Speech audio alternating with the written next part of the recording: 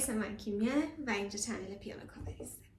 خب احتمالاً کسایی که منو بشناسن براشون خیلی عجیبه که الان اومدم یوتیوب ویدیو گذاشتم، چون من یه دوره زمانی خیلی الان طولانیه که ویدیو یوتیوب نذاشتم و کلا ولش کردم، ولی تا 10 دقیقه پیش یهو تصمیم گرفتم که نه، باید شروع کنم و خواستم خیلی در حالت معمولی، یعنی بدون اونقدر آرایش رو درست کردن خودم، پاشم به پشت دوربین و صحبت بکنم که چرا این مدت من اینستا دیگه زیاد ویدیو نمیذارم، چرا یوتیوبم رو ول کردم و خیلی چیزای دیگه. و خواستم که این ویدیو رو بگیرم که شروعی باشه برای یوتیوب و اینستاگرام. حقیقتش رو بخواید، من طی این مدتی که میخواستم ویدیو یوتیوب بگیرم احساس میکردم که اونقدر اعتماد به نفس ندارم که توی یه جای حالا شلوغ، یه جایی که خیلی آدم هست، بخوام برم صحبت کنم، حرف بزنم. و موقعی که توی حالا ویدیوهای یوتیوب هم هستش، اگر ببینید موقعی که توی جمعیتی هستم یا یه جایی هستم که آدم زیاده، دارم آروم صحبت میکنم و نمیخوام بلند حرف بزنم. و این موضوع توی خونم بر من هستش، یعنی وقتی مادرم هست، پدرم هست، نمیتونم ویدیو بگیرم و میخوام تلاش کنم این مشکل رو از بین ببرم. و چرا ویدیو نذاشتم این یه مدت؟ حقیقتش رو بخواید، من خیلی ویدیو گرفتم. یه ویدیو گرفتم راجع به دانشگاه که مثلا حالا دانشگاه موسیقی چطوریه، چه کارایی باید بکنید، اصلا خیلی ویدیو خوب در آورده بودم، ولی ادیت نکردم. دوباره یه دونه ویدیو ساختم از اینکه رول تخم کره‌ای درست کنیم و باز هم من این ویدیو رو ادیت نکردم. دوباره یه جا دیگه، احتمالاً بچه اینستا بدونن، رفتم کلاس سفالگری رو خواستم ویدیو بگیرم، خواستم ادیتش کنم. اون روز انقدر کلاس طولانی شد، گوشی من دیگه جا نداشتش که ویدیو بگیرم، یعنی تا یه جایی تونستم ویدیو ضبط کنم و دوباره نشد که ویدیو بگیرم و بر شما بذارم. و ویدیو دانشگاه رو من شاید بگم 2-3 بار گرفتم و باز هم نتونستم ادیت کنم و بذارم. نه که نخوام ادیت کنم و مثلا نخوام بذارم، فقط نمیتونستم، نمیدونم چرا و هنوزم دلیل این موضوع رو نمیدونم که چرا اینجوری شدم. و حقیقتش من در ارتباط با دوستام همین موضوع برام پیش اومده که خیلی ارتباطاتمو کم کردم، به دوستام دیگه زیاد پیام نمیدم. اصولا فقط توی حالا دانشگاه یا جایی اگه قرار باشه ببینمشون، باشون هم صحبت میشم و بیشتر اوقات الان دارم توی خونه میگذرونم، حالا یا با آرش و توی خونه هم دارم یا زبان میخونم، حالا یا پیانو کار میکنم و یا شاگرد دارم. و موضوع دیگه هم که باعث شدش من ویدیو یوتیوب نذارم شاید همین شاگردام شد، چون یکی از ویدیوهای من تو اینستاگرام میلیونی شد و مجبور شدم پاکش کنم و از همون ویدیو به بعد یکم پیج من دیده شد و باعث شدش که یه عالمه شاگرد بیاد پیشم که حالا مثلا درس تئوری موسیقی بیان، یه سری می‌خواستم برای هنرستان بخونن. و من مشکلی که دارم اینه که وقتی روی یه چیز تمرکزم میذارم دیگه نمیتونم روی اون یکی چیز تمرکزم بذارم. قبلا اینجوری نبودم، ولی متاسفانه یا شاید هم خوشبختانه فعلا اینجوری شدم.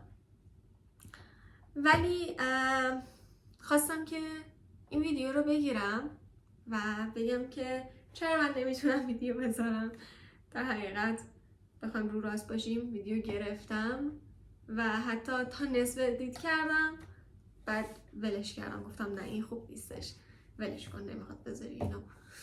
و همین نمیخواد بذاریه باعث شدش که من ویدیوهای یوتیوبم رو کلا شاید 6 ماه قطع کنم و اینستاگرامم خیلی خیلی خیلی کم دارم فعالیت میکنم، به خاطر اینکه اینستاگرام یه ذره موضوعش فرق داره.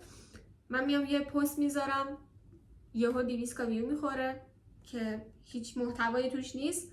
یه پست میذارم که محتوا داره، 2000 تا ویو میخوره و یه مقداری باعث میشه دل سرد بشم به اینستاگرام. ولی عوض این مدتی که حالا نتونستم ویدیو بذارم و کلا زیاد نبودم، بذارید بگم که چی کار کردم.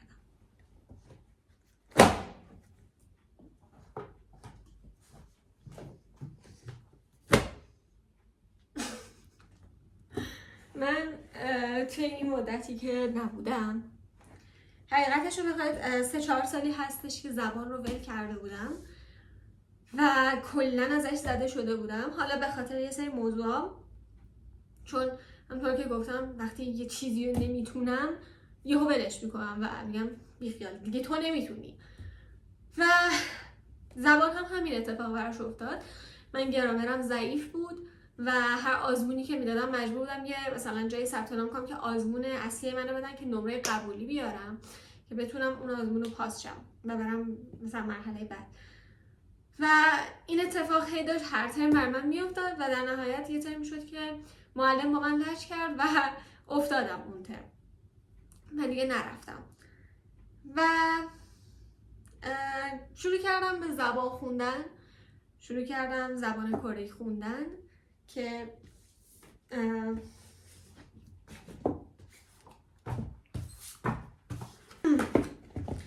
این بودن نصف کتابایی شد که من دارم برای زبان الان میخونم هنوز. کل کتاب داستانای این انتشارات، نمیدونم انتشارات درسته گفتنش یا نه، ولی کل کتابای استارتش رو خوندم. بعد کلی موضوع یاد گرفتم که همه رو نشستم نوشتم اگر دیده بشه. رایتینگم رو قوی کردم، گرامرم رو قوی کردم. بعد شروع کردم کتاب داستانای کوتاه خوندن و یه عالمه کلمه در آوردم و یه عالمه وکب یاد گرفتم در حقیقت. بعد کتابایی که شروع کردم به خوندن اولیش The Word I Wish I Said بود که خیلی هم دوستش داشتم، چون باعث شد که حدوداً نزدیک بگم 150 تا کلمه جدید من یاد بگیرم و خب کتابی هم نیستش که انقدر سخت باشه، اصولا خیلی چیزای ساده ای توشه. مثلا یه تیکه حالا متن اینجوریه و تو میتونی کلمه‌ای که بلد نیستی و خیلی راحت تو دیکشنری بزنی و بر خودت یادداشتش کنی. و الان کتابی که شروع کردم No idea what I'm doing but fuck it. این کتابه که اینم باز مثل همین The Word I Wish I Said، فقط یه مقدار حالا جملاتش طولانی تر از The Word I Wish I Said، مثلا یه ممکنه یه صفحه کامل باشه ولی باز هم اونقدر سخت نیست و قابل فهمه. بعد دیگه شروع کردم از در حقیقت این شروع من از برنامه Go to Train شد که یه سری کلاسای رایگان داشتم و من نشستم اون ویدیوها رو برای ترم A1 رو دیدم.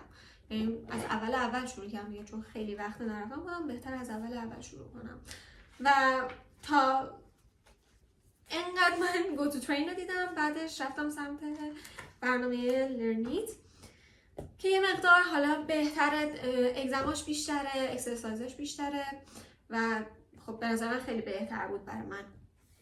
و کتاب Basic Grammar که این ادیشن خیلی قدیمیشه، من اینو خیلی وقت پیش گرفتم و برای حالا تست کردن خودم یا آزمون گرفتن از خودم ادیشن دیگه‌ش هم میرم مینویسم. و جز این کتابا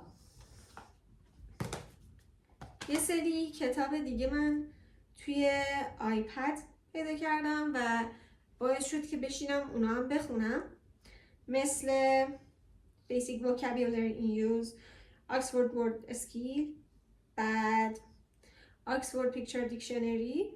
و از وقتی که آیپد رو گرفتم خب خیلی باعث شد من کتابایی که حالا نیاز دارم و بتونم خیلی راحت PDF شون دانلود کنم و استفاده کنم و همین شاید باعث شدش که من بتونم دوباره شروع کنم به زبان خوندن.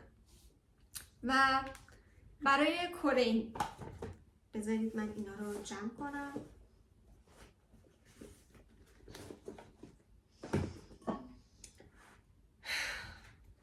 برای کره من کتاب ایهوا رو دارم میخونم.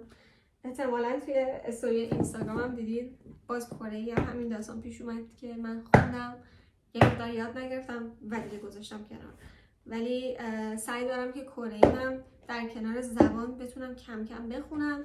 حالا یکی از کتاباش ایهوه، یکیش 2000 لغت کره‌ایه، بعد یکیش مثل همون بیسیک گرامر انگلیسی، این کورین گرامره، و دیگه یه سری هم که کتابی که خودم حالا مثلا نشستم نوشتم، مثل بذارید اینجوری نشستم کار کردم. ولی باز کره‌ای رو اونقدر مثل زبان جدی نگرفتم هنوز، ولی خب سعی دارم بخونمش و برای کره‌ای هنوز برنامه دیگه پیدا نکردم و از همون گو تو ترین دارم استفاده میکنم که کلاسش هم خوبه، چیزی که میخوام رو میتونه بهم برسونه. و در نهایت یه ذره رو خودم کار کردم، یه ذره روی پیانو کار کردم و الان شروع کردم به خوندن کتاب هارمونی، چون توی دانشگاه درس هارمونی دارم و من توی هنرستان موسیقی اونقدر هارمونی رو یاد نگرفتم حقیقتش رو بخواید و بیشتر با تقلب و از اینجور چیزا پاس کردم و تموم کردم دبیرستان. من دوست دارم که هارمونی هم یاد بگیرم، با اینکه درس خیلی سختیه، ولی امیدوارم که بتونم از پسش بر بیام. و جز اینا شروع کردم به خوندن کتاب، یه سری کتابایی که بتونم شاید روی خودم بیشتر تمرکز کنم، بیشتر خودم بشناسم. یکی از اون کتاب ها تکیه‌ای از یک کل منسجمه که این چند وقت خیلی خوشم اومده از این کتاب و شاید حتی کتابایی که خودم میشه گفت مثل این کتاب نوشته شده باشه رو بخوام بخرم و ادامه بدم خوندنشونو. و الان که دارم این ویدیو رو ضبط می‌کنم دوست دارم یه سری از جمله هایی که یکی از جمله هایی که توی این کتاب خیلی دوست داشتم و هایلایتش کردم و براتون بخونم.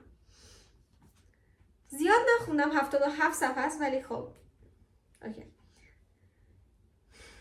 به هر حال در هر صمیمیتی ریسک هم وجود دارد. تمام رابطه های طولانی مدت و موفق حاصل فراز و نشیب های زیاد هستند و خیلی کتاب خوبیه. اگر دوست دارید که یه مقدار رو خودتون تمرکز داشته باشید، بتونید خودتون رو بیشتر بشناسید و با دنیای جورای درونی خودتون بیشتر بشناسید، میتونید این کتاب رو تهیه کنید. و کتابی که هنوز شروعش نکردم و صرفا خریدمش این کتابه، میخوام بمیرم ولی هنوز دوست دارم دوبوکی بخورم.